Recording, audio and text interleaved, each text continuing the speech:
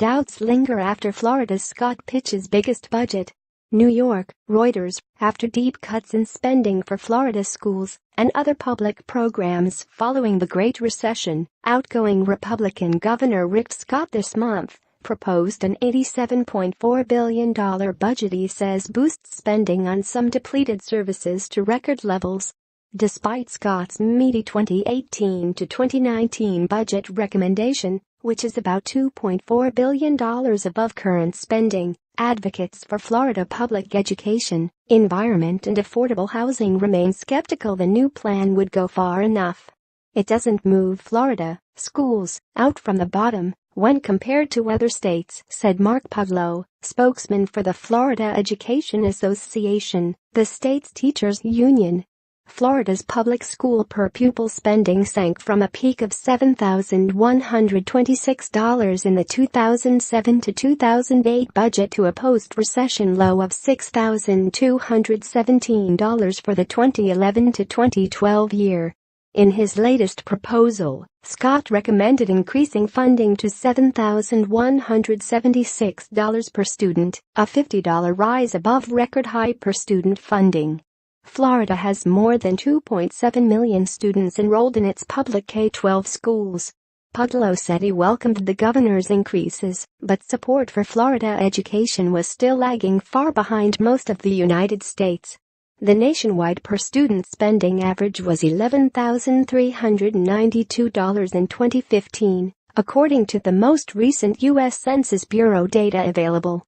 Adjusted for inflation, Pudlow pointed out, Scott's budget puts Florida's per-student spending at about $1,200 less than it was at its peak. Scott proposed increasing public elementary and secondary school spending to about $14.71 billion from some $14.45 billion in the current fiscal year. Andrea Messina, executive director of the Florida School Boards Association, said she was hopeful Scott's proposal signaled of an attitude shift in the state capitol toward public education financing, but the bill was far from final. The Florida House of Representatives and Senate will hear the governor's budget recommendations at the next legislative session starting on January 9. They then make their own budget proposals and negotiate until a single plan is agreed on. That budget will go back to the governor, who has the authority to veto line items before signing off on the bill.